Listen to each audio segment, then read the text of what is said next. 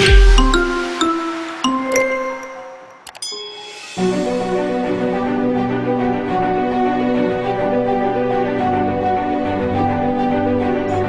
you for that kind introduction, and I am very excited to be with all of you today. And this is a really vital topic, I know, given all that we're experiencing in the world right now. We're in times of unprecedented change and challenge. I know COVID-19 has hit my friends in Nigeria. I've been talking with folks on ground on a regular basis, and then we're watching things unfold right now with the Black Lives Matter movement and George Floyd, and so many different complex challenges, whether it's in our personal lives or just at the human level right now. And so taking time for this 45 minutes or so that I'm going to present, I'm going to give about 15 minutes for conversation and questions and answers to really focus on taking care of ourselves and being mentally well. So it's a joy for me to get to share with you. Before we dive into the material, what I'd love to do is just give you a little bit of background about myself. So I usually start my story at the age of 16. I picked up a basketball for the first time, and there was something very exciting that happened. In 3 years, I became a 1,000-point scorer in my high school girls on my high school girls team. It was a wonderful and exciting time learning a new sport, finding something I loved, and I went on to get recruited and to play at Princeton University, where I was captain my junior and senior year. And then from there, I played professional basketball.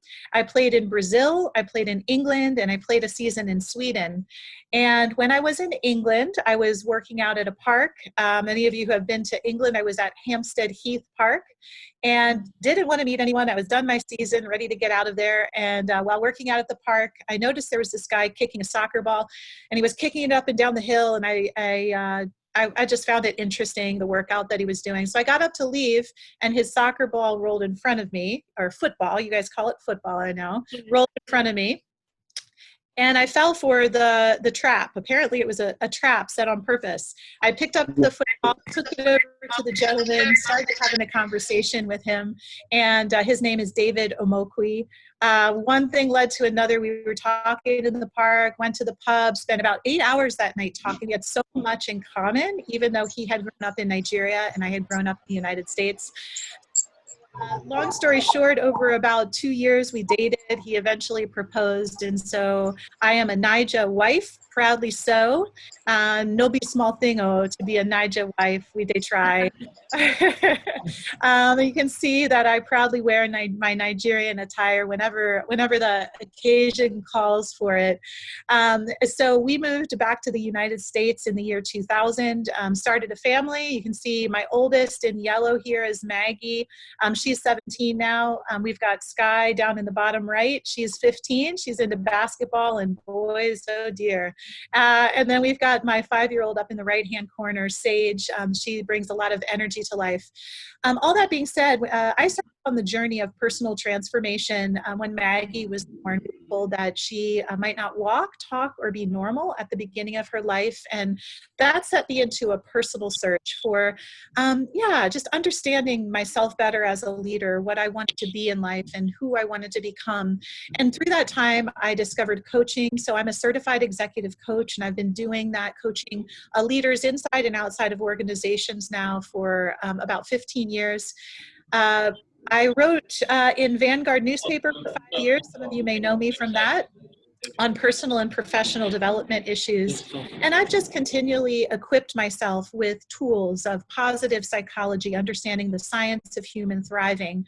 And I'm a certified resilience trainer. So the ideas that I'm sharing with you today are science-backed, they're research-based, and I do this work in large corporations. I serve right now on Accenture's Coaching Center of Excellence. So I am working with leaders in one of the world's largest organizations and delivering trainings just like this to top leaders. So I hope that you find this very valuable and really listen closely. What I'd be asking for you to do today is to think about that one insight you're going to take away from this discussion, this training that we have, to apply to your life, right? It's one thing to attend a training. It's another thing to actually take something from it and practice it. So I want you to be listening closely. I'm going to give you a lot of different ideas today. Find the one that resonates most with you. I'm going to make this interactive, so we're going to have discussions. We can leverage the chat. I know that you guys will probably inform me if there are questions. We'll have them at the end, but you can ask questions along the way,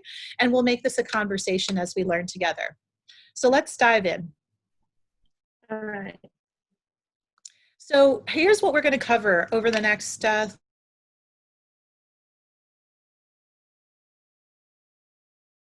35 minutes or so before we have important things to know about your thinking that will help you grow your mental resilience. And the first area is growth versus fixed mindset. I'm not sure if any of you are familiar with that already, but we'll do a little bit of a dive into understanding growth and fixed mindset, and think about which mindset do you hear in your mind? Which mindset are you thinking of? We're going to talk about self-fulfilling prophecies and how our thinking can create our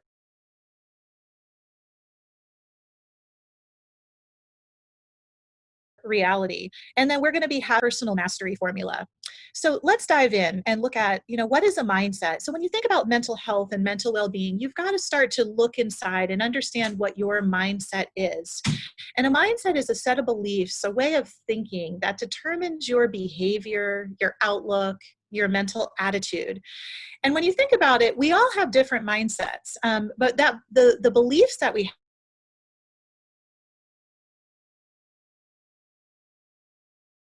have are thoughts that we've had over and over and over, and we believe something doesn't necessarily these beliefs. And then when you think about it, our beliefs that we have, our thinking that we have on a regular basis becomes like glasses, lenses that you look through to see the world around you. So when we talk about this idea of resilience, what we're talking about when we think of mental resilience and this idea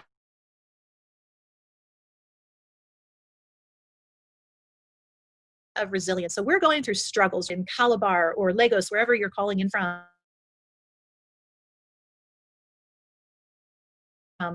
Being able to move through situations and to bounce back and to keep moving and not get stuck. Because if you get stuck, then we sort of circle down into cycles of despair and not feeling well and not being well. And so what we want to be able to do when we have resilience is to be able to not just bounce back, because humans are resilient.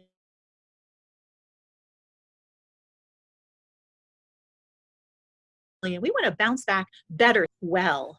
And can we maybe become mentally well, become physically well, become emotionally well as we're moving through the struggles? And I believe that we can. And one of the things we're going to talk about today is this idea around growth mindset as the prerequisite to being mentally resilient. So we're going to talk a little bit now about that growth mindset concept. Let's dive in. So there's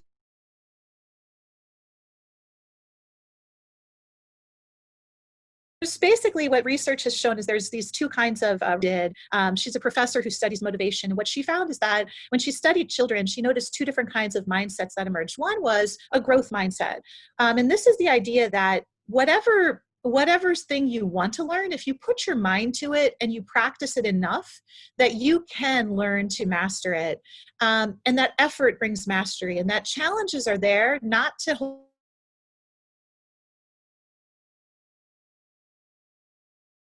hold you back, not because you're a bad person, but they're there to help you grow. Whereas in a fixed mindset, this idea and the things that you don't have, you're not going to be able to learn or get good at. And what you think when you're having a fixed mindset is, I'm either good at something or I'm not. And if you have that kind of fixed mindset, if things get difficult, you might give up, you might get frustrated.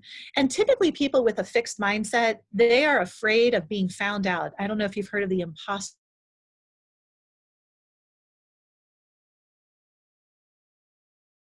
syndrome, but they don't want to go into uncomfortable situations because they're afraid that they might fail or people might think and so if you think about the difference between fixed and growth mindset, I want you to be thinking, as we're talking here about where might there be areas in your life mentally where you have this kind of a fixed mindset. So think about what relates to you here. So if you fail and you're in a fixed mindset, you're going to be thinking you're not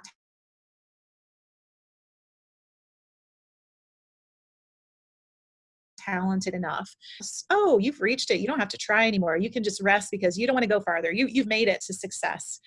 And effort means that if you don't do something easily right away, that you're not good enough. You expect to have to be an expert right away. And trying something new, it means you're going out of the comfort zone and you're afraid to do that because you might not look adequate. You might appear dumb to other people. And typically people with a fixed mindset, they think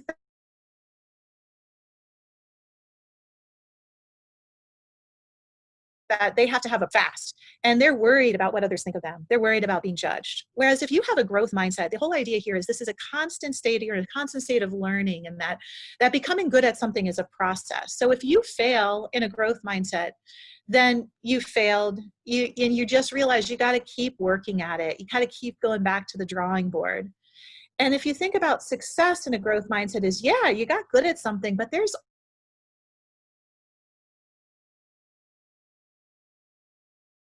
always some with mindset, you realize that to get good at anything is going to be the effort that you put in. That's what's going to make you smarter and more talented over time, is by investing and putting forth the effort to learn new skills, to try new things, to go out of your comfort zone.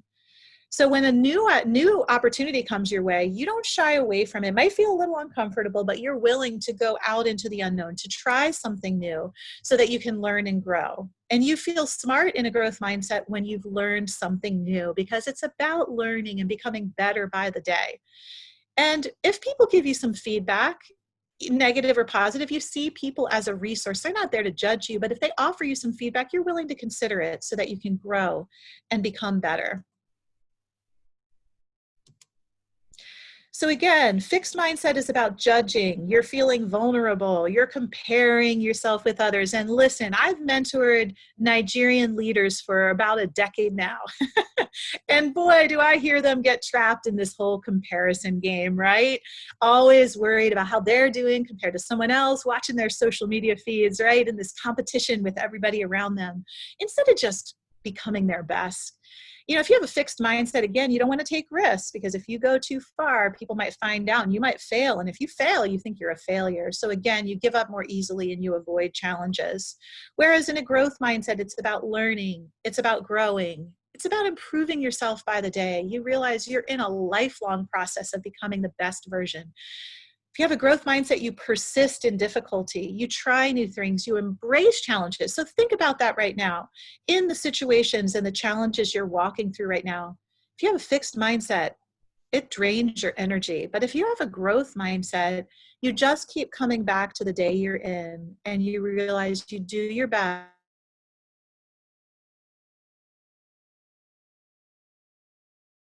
gradually, and over time you're going to get this way. So you avoid challenges in a fixed mindset, you embrace challenges in a growth mindset, you persist in face of setbacks. Effort leads to mastery. You learn from criticism. You're inspired by others and their success instead of threatened. And I know most of the Nigerian young leaders I talk to, they feel insecure. They feel like other people are outshining them, and then they start to think they're not good enough, they get jealous. Instead of realizing, if that person could do it, I can learn how to do that too, and I can become my own best self. So here's the thing about growth and fixed mindset is that if you have a fixed mindset, you're typically a bad estimator of your own abilities. You either think too much of yourself or you think too little of yourself. And so you usually have an inaccurate perception of yourself. And so the opportunity is to realize that having a fixed mindset, I don't know if you know this about the brain. This is something amazing. Your brain has something called neuroplasticity, which means that every little new thing that you learn creates a change in your brain. It literally is beginning to rewire and open up new pathways in your brain. So a fixed mindset is actually false, because your brain is learning and growing in every new situation that you're in. So we literally do have a growth mindset kind of brain and physiology. The question is, are you going to adopt a growth mindset way of thinking about your challenges, thinking about success? If you do, it's going to increase your resilience. So think about it this way. If you're in fixed mindset, you're always trying to prove yourself. Does that sound like you? If you're in a growth mindset, it's about improving yourself. You're not so much comparing yourself with others. You are just trying to bring your best game and get better by the day. So I'm going to read some statements to you, and we're going to make this is where we want to start getting some interaction from the audience. So my moderator will, I guess, look at hands being raised or bring people off mute. And so let's just think through some examples of fixed versus growth mindset. All right, so I'm going to name a statement, and what I would like for you to do is think, is it a fixed mindset statement or is it a growth mindset statement? All right, here's the first one. I'm a failure. Is it fixed mindset or growth mindset? Fixed mindset. Got it. Well done. If I put effort in, I know I'm going to be successful. Is that fixed mindset or is that growth mindset? Growth mindset. Good, growth mindset. I am going to notice what others are doing and be inspired by success. Fixed or growth mindset? Growth. Mm-hmm. I'm going to take a risk even though I'm uncomfortable. Fixed or growth mindset? Growth. Growth. The challenges that I'm facing right now are opportunities for me to get better. Fixed or growth? Growth. Growth. I failed, and now I'm concerned about what the world is going to think of me. Fixed. Great. My circumstances are challenging me, and people are going to think I'm not good enough. Fixed. Okay, so you can see, I think you guys are getting the hang of it, right? There's a very big difference between a fixed mindset and a growth mindset. So what I would love for you to just become aware of is usually there are certain areas of our lives where we have a growth mindset. And then there are certain areas of our lives where we might have a fixed mindset. And it's okay, right? The key is to become aware of where you might be getting stuck in fixed mindset thinking. So let's talk about this for just a minute. If you have fixed mindset thinking during this time of challenge, how is that going to affect your mental, physical, and emotional well-being? If you get stuck in a fixed mindset, would anybody want to share what they see? If you are in a fixed mindset and trying to go through this challenging time, how are you going to feel mentally, physically, and emotionally? Someone want to share?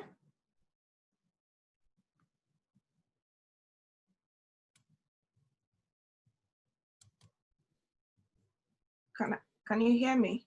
I can hear you, Gifty. All right. Tired, exhausted,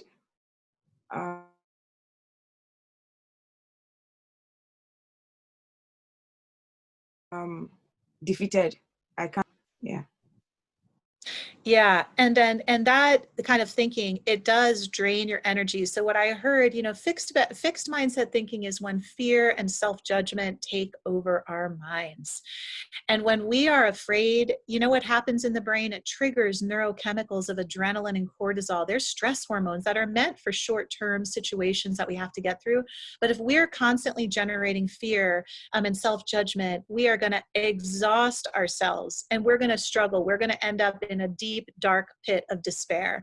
And life doesn't feel very good, does it? It's hard mentally to feel well if you're in a fixed mindset. Now, I want to flip the coin. If you had a growth mindset and you realize that every challenge is just here to teach you, it's here to make you a better version of yourself, who would like to share? If you had a growth mindset during this time of COVID-19, how would you feel physically, mentally, emotionally? Would love to hear from you.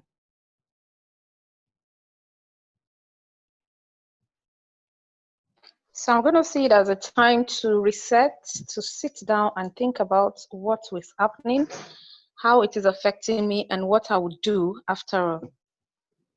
Yeah, so what I'm hearing is that having a growth mindset would allow you to step back, to think about new solutions and possibilities, and to find the path forward. Yeah, And a growth mindset, it allows us to do that. Again, we're not getting stuck in fear and self-judgment. We're opening to possibility. We're opening to see, how can this situation make me better? What creativity is going to emerge as I walk through challenge? So growth mindset is a real foundation for being mentally resilient, right? And our mental well-being, so much of it is based on the thoughts that we think day in and day out. And so the opportunity that we have is to start to examine that thinking, to become aware of new possibilities of ways to think about things. So let's dive in now and talk about this, in a very specific way. So here's a cool thing to know. There's this thing, anybody hear of a self-fulfilling prophecy? And I'm going to explain what this is. So a self-fulfilling prophecy is something where you believe something or think something to be true, and then because you believe it to be true, you bring it about in your life. So whether that's something positive you believe to be true, there could be a positive self-fulfilling prophecy that you create, but there could be negative self-fulfilling prophecies that you create. So I worked with my friend Gifty. So Gifty is one of my mentees. I know she's been connected to the Bridge Leadership Foundation for some time. And I wanted to think about a very specific local example to show you guys what I mean by fixed versus growth mindset thinking and these self-fulfilling prophecies. And also, this is from my years of expertise of literally mentoring. I've mentored hundreds and hundreds of leaders from Nigeria one-on-one. So see if you see yourself in this example. All right, so you are an emerging leader in CALABAR, or if you're in a different location, you can fill in the blank there with your location. Lagos, I know we've got someone from Tanzania on the line. You're an emerging leader, all right? And you're going through COVID-19, and not to mention that a financial struggle and a struggle with your family and a struggle with your friends, all kinds of crazy dynamics going on around you. You can see here two different people, and they're reacting and responding to the situation in two different ways. How do you think that first person is feeling there? Anybody want to describe, if you look at the picture on the left, how do you think that person is feeling about the situation she's walking through? Anyone? Couple words. I think she's depressed and probably just thinking about giving up. Great. And so stay with me. Yeah, worried, depressed. Now look at the person on the other side. What do you think she might be feeling and thinking? Okay, so she's thinking out new opportunities, how she can, get out of the situation. So probably she's making calls to people that can be of help and, that can give solutions to what she's facing. Yeah, great. So let's look now at the thinking. So think about it this way. So imagine this is the thinking of that first person. And she's thinking, in order for me to be successful, I have to get out of CALABAR. This place is too small and opportunities are too few here. So she's postponing her success to some other place and time. And she is stuck and feeling like she's stuck in a situation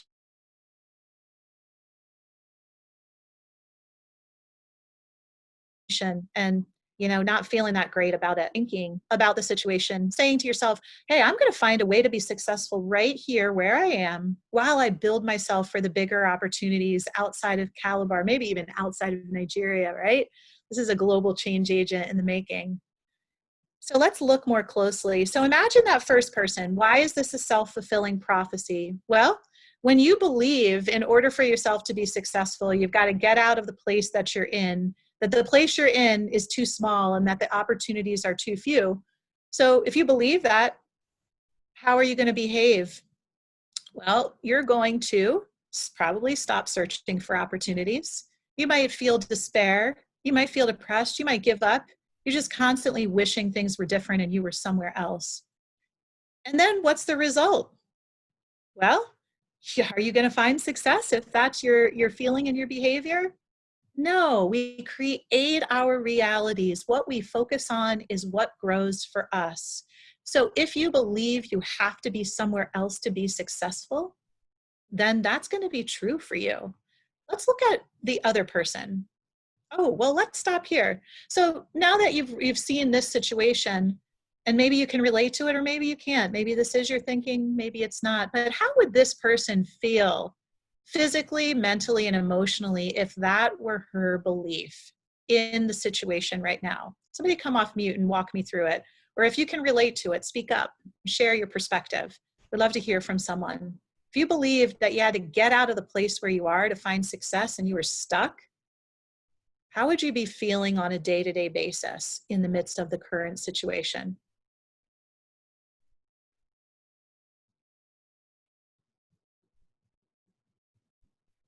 Somebody come off mute and talk to me.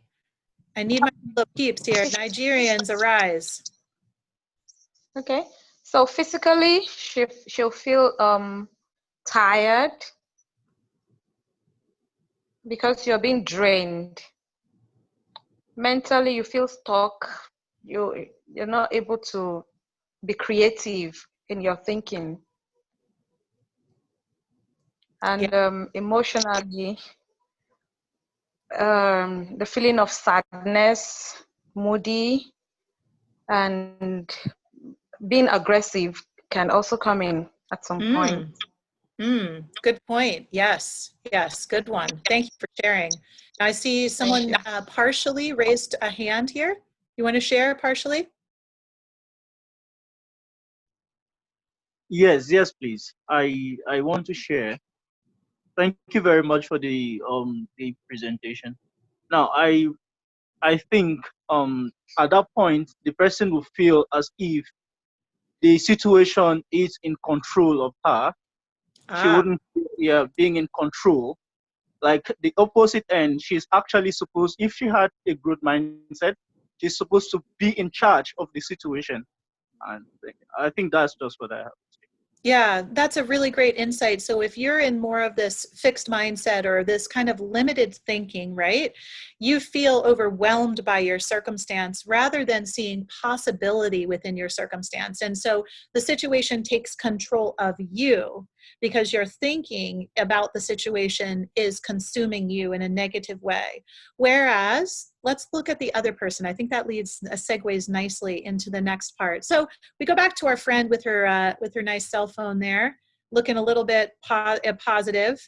So her belief was, I'm going to find a way to be successful right here where I am during this COVID-19 time. I'm going to build myself for bigger opportunities outside of CALABAR eventually. I am going to start where I am. Now, that belief is going to lead to a different set of behaviors.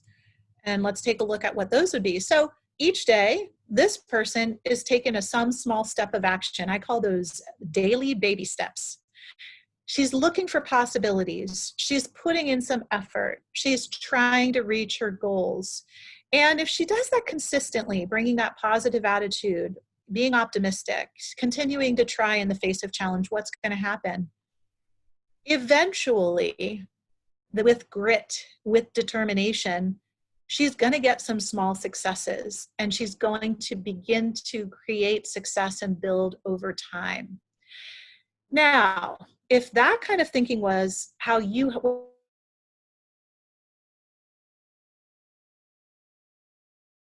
what you had right now in your situation, you're dealing with your own personal circumstances, how would this person or how would that kind of thinking feel in the current time you're walking through? If you believed there was going to be a way forward where you are right now to find some success, how would you feel physically, mentally, emotionally? Somebody come off mute or raise your hand and let's have someone describe that. If you had this kind of self-fulfilling prophecy.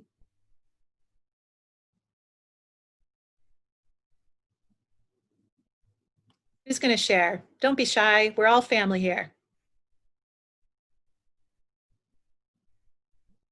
Come off mute or raise your hand and let's have somebody share. If you had this positive self-fulfilling prophecy, what would you be feeling, thinking, and seeing? What would be happening for you? Okay. Just while we're waiting for another person, if I be the one that has this kind of positive mind, kind of growth mindset, simply put, I'll just feel like every opportunity should count. I should make the best of every opportunity that pops up. And I would also be on the lookout for more opportunities. What are other people doing that I'm not doing? You know, what do they know that I do not know that I might probably want to add to what I'm doing to be able to get more quality, you know? And, you know, that feeling of, even if a lot of the persons are giving me feedbacks that might not be so appealing, maybe they are pointing out the negative, the places I didn't get to do well, I would rather take that to improve on what I was doing, rather than just close it. You know, Yeah. what. Thank you for describing that. And what I heard in all of that is you would almost have a curiosity about what's possible, as opposed to a judgment and a belief about what's not possible, or a fear of what's not possible. And so if you think about that, friends, right now, where you are in your own reality, in your own personal circumstances, the opportunity here is to realize that our thoughts become our realities, right?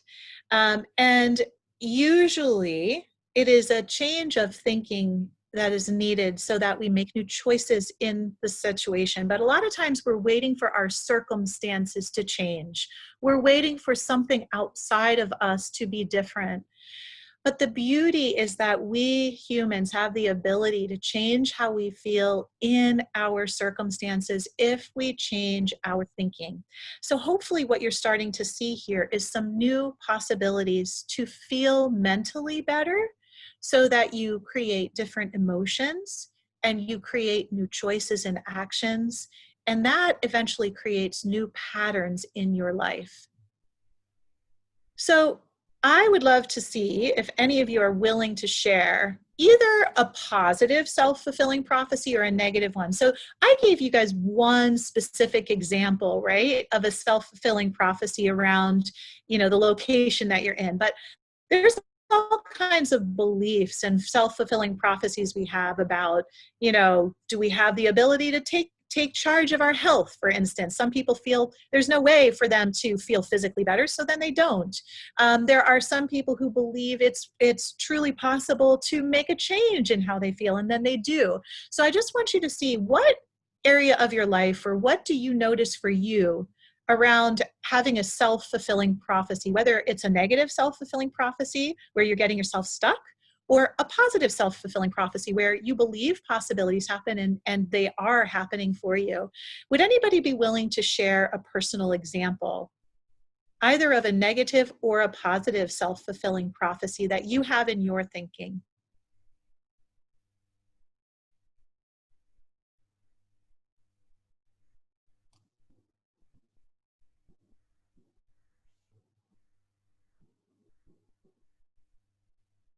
Feel free to raise hand or come off mute.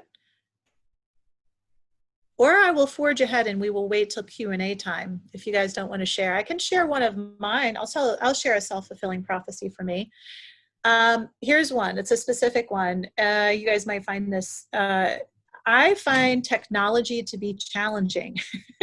And because I think it's going to be hard, then it is hard, right? And it's something where, because I believe it's going to be hard, I then tend to give up more easily in solving the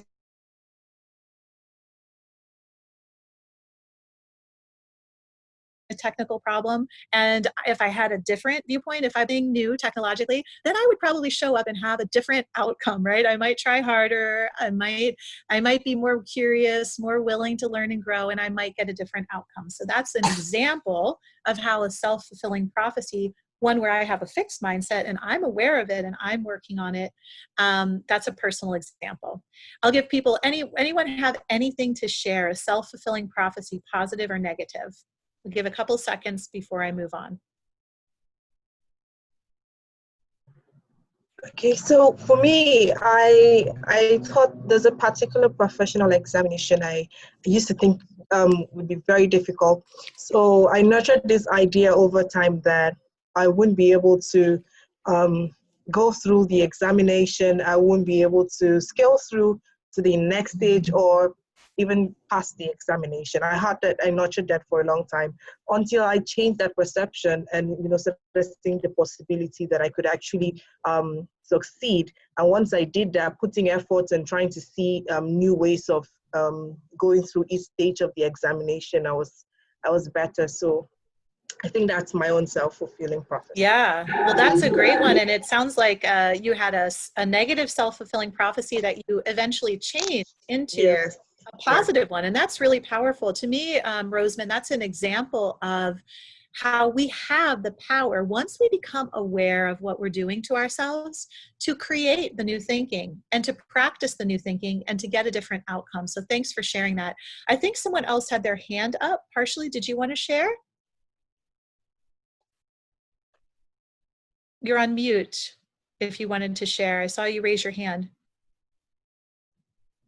Okay, can everyone hear me? Yeah.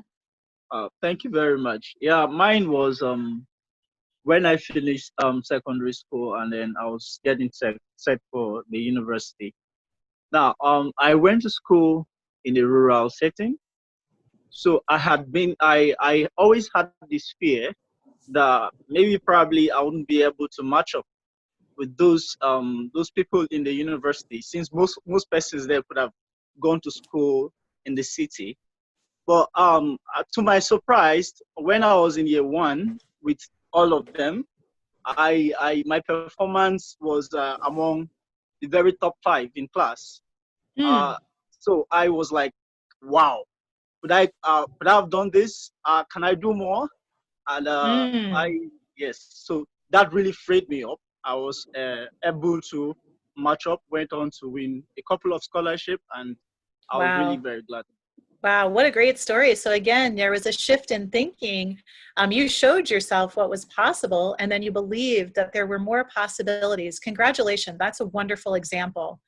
So the beauty in all of this, friends, is that we all have the opportunity from a mental health perspective to start tuning in to how we might be being our own worst enemies, right? We might be limiting ourselves. We might be causing ourselves a tremendous amount of despair or frustration because our thoughts are limited. Our thoughts are based in fear and self-judgment. Whereas if we have this growth mindset, if we start to create the positive self-fulfilling prophecies of what we want to create, what we believe is possible, then we feel differently, we behave differently. New things then start happening in our lives. So I want to shift gears now, and I want to talk about one more topic before we bring this to questions and answers. And this is around the model of personal mastery. And this comes from the resilience training system that I'm certified in called Bounce Back Better. And there are 3 elements of personal mastery that you can think about. And when you think about your mental health and your well-being right now during these really intensive challenges and circumstances, we want to think about 3 aspects of this personal mastery. So the first is we have to grow our self-awareness. Right? So it's easy for us to just kind of get stuck in whatever we're feeling or thinking. But when we have the ability to just step back just the littlest bit and start to observe, how am I feeling? What's really going on with me? What's going on in my thinking? What are my emotions showing me? You know, if you're feeling overwhelmed, if you're feeling depressed, if you're feeling sad, if you're feeling grief, if you're feeling frustrated, you know, growing your awareness of, hey, tuning into that emotion as a signal, and then understanding what the thinking is that's triggering that emotion and what it is that needs your attention so that you can make progress. So we need to become more self-aware as leaders. And everybody says they're too busy. You know, listen, I know the Legos hustle, and I'm sure you guys in CALABAR are doing your own kind of hustle, but we need to take enough time in the day to step back and connect to how are we doing? How are we thinking? How are we feeling? Now, what happens with a lot of us, though, is we start to tune in, and then the second part of it is we've got to be self-compassionate. That's very different than what most of us bring to the table. Usually, if we notice this stuff in ourselves, we become judgmental. And self-judgment causes self-sabotage. Whereas self-compassion brings us to curiosity, to an ability to look at ourselves in a kind way. So when you think of self-compassion, you're thinking of, if I were being my own best friend right now, what advice and encouragement would I give myself? What would I see I needed to do to take care of myself? So then the third aspect of this model of personal mastery is once you're self-compassionate and you're noticing your spirit is crying out for attention, your emotions are giving you signals that you're overwhelmed, then you start to ask yourselves, what step can I take to take better care of myself during this time? And self-care is about being practical and being kind to yourself and taking the step of action, whether it is your brain and your body are exhausted and you need rest, or you need support and encouragement. It's about taking that step to pick up the phone, to talk to someone, to get the support you need, to do whatever it takes for you to feel better so that you can be better, so that you can be a better human being right now and do your best as you move forward. So self-awareness leads us to the opportunity for self-compassion. And then from self-compassion, we flow into taking action to take care of ourselves. And right now, oh my goodness, it's more important than ever. I'll give you an example. So I have the tendency to be so passionate about my work that I work myself to the point of exhaustion. And so I've been walking through all kinds of uncertainty and interesting circumstances here in the United States. And last week we had a storm come through our area. And the storm was so bad that it took down trees, it took down power lines, and we had a power outage. And I had packed my week with busyness, and I was ignoring the signals inside myself that I was exhausted and I needed to take a break because I was just going to push forward no matter what. But I wasn't the best version of myself a week ago. So that power outage caused me to not have the ability to make the phone calls I needed to make that afternoon. So I canceled them, and then the power didn't for a few days. So I ended up canceling a lot of the work that I was planning and taking a break. And I can tell you that stepping back for a few days, it made me feel like refreshed and better. I finally took some action to take some additional care of myself. And right now, during these COVID-19 circumstances, it's really important for us to realize that we're going to be more mentally fatigued than normal. The circumstances are very stressful. We're going to be more emotional probably than normal because our brain is reacting to the stresses in our environment. And we may be just physically depleted. And it's okay. It's important that we step back and take care of ourselves. Because then you'll have more energy, more power to come back and deal with the challenges in front of you on a daily basis. So which experiences do you prefer to create? You know, we can push ourselves to the point of burnout and breakdown. And I know most of the leaders I work with in Nigeria do that. I know most of the leaders I work with in America do that, right? We push ourselves. I see the pattern in myself. Or do we want to foster our well-being through our entire life journey, knowing that there are certain time periods where we're going to have to take better care of ourselves. We're going to have to increase our self-care for a time. But then there will be periods where we don't need that as much. But being able to tune in on a daily basis to what do you need during this time is very crucial. So let me just walk you through personal patterns. So, you know, this is a typical thought pattern that many leaders I work with get stuck on. I can only be successful if I never stop working. It's got to be that hustle bustle 24/7, 365. And that leads to a sense of constant inner pressure. Sometimes it's coming from a state of underlying anxiety. So then the actions from that are always on, never resting, relentless effort, constant motion, which is okay for time periods. But if you do that, then you end up ignoring your body, you know, creating some chaos. Your mind and spirit are probably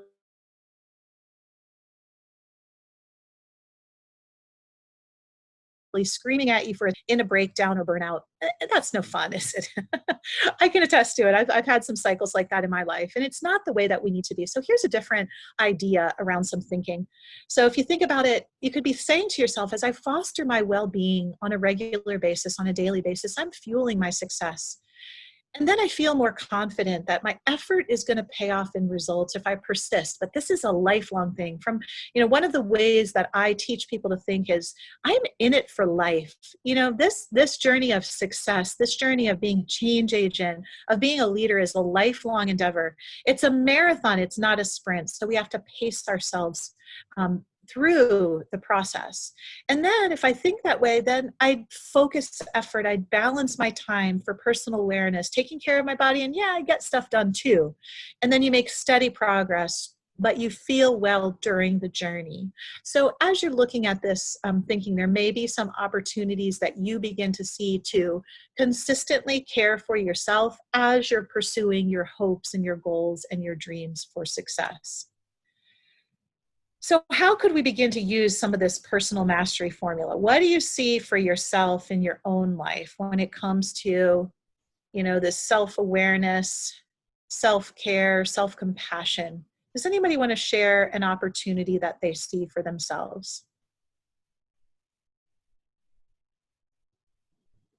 Feel free to come off mute, raise your hand. Let's have someone share. What do you see in this personal mastery formula that you might benefit from?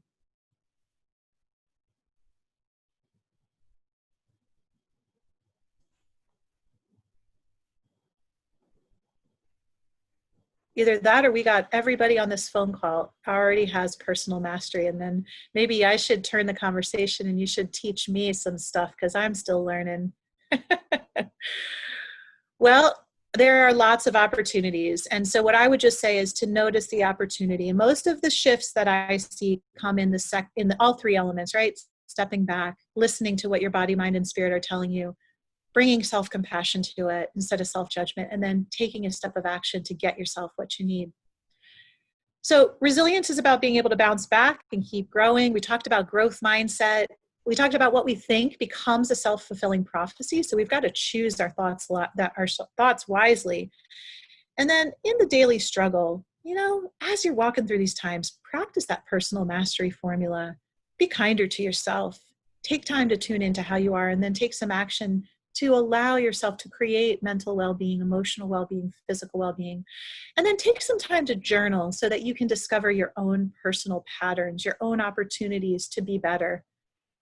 So I'm going to stop there, and we're going to maybe just see if there are any key insights. So I told you at the beginning of this presentation, you know, what's that one thing you're going to take from today and actually go and apply to your life so that you feel better mentally, so that you do better in this time. So we'd love to open the floor for just sharing any insights or next steps that you see to applying this learning. And then we can also take some Q&A. So insights and feel free to come off mute, or questions we'll take right now.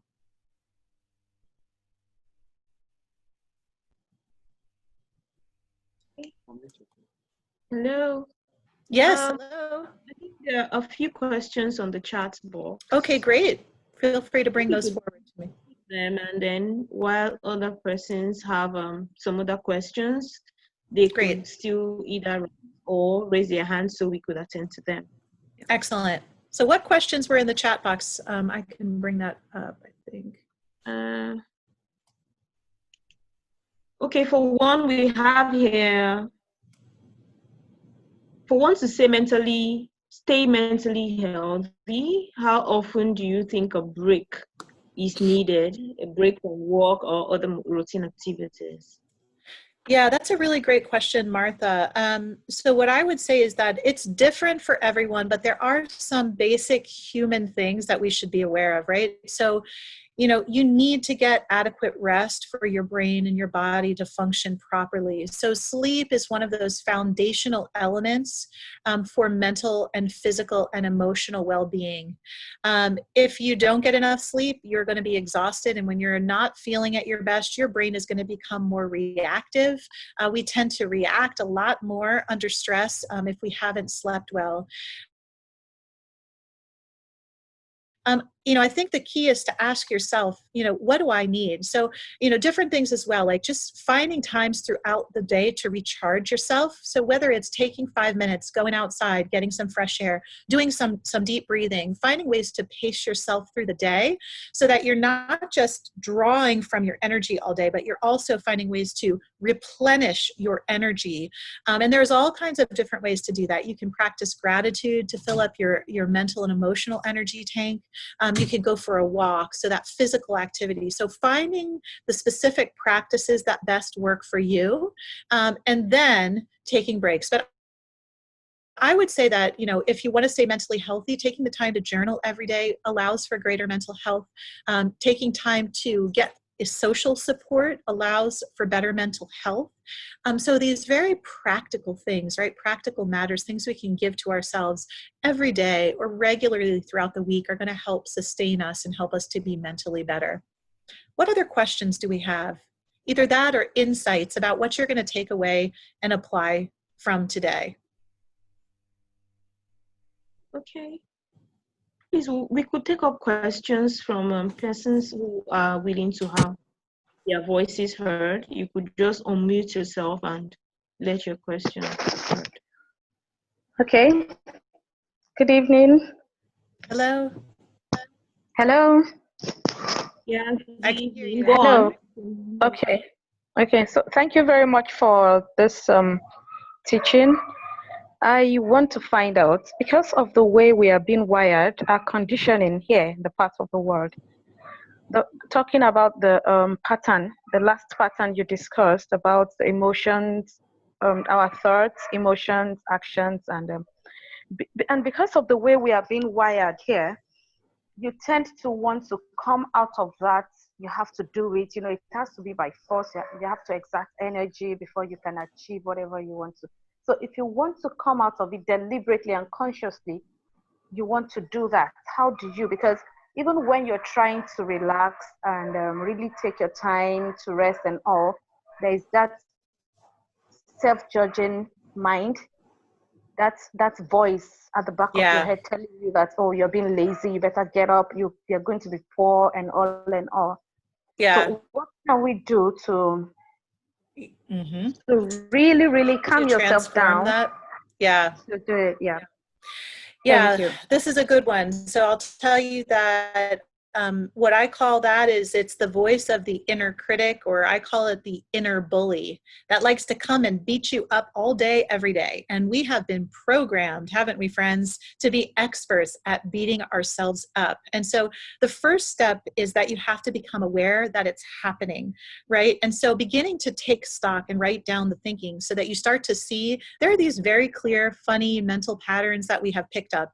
And they just replay over and over and over in our minds. So first, becoming aware of them, but then second, starting to realize that there is a new way to think. But remember that your current thoughts you are an expert at the self-judgment. Okay, so to become an expert at self-compassion is going to take a tremendous amount of thinking, new thoughts, until that becomes as strong or stronger than the old mental patterns.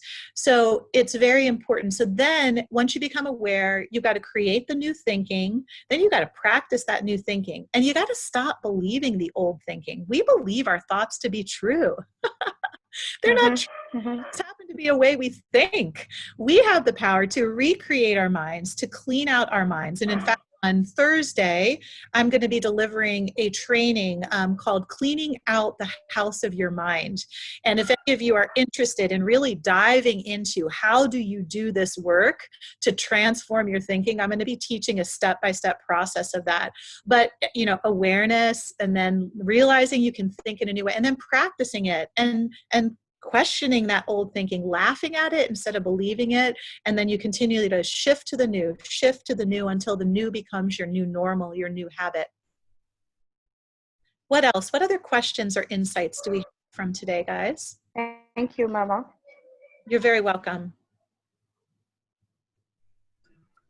Here, Hi. what role does emotional intelligence play in either being fixed or growth mindset? Great question, Coco. Yeah, so it's all connected, right? So if you think about emotional intelligence, it really does start from this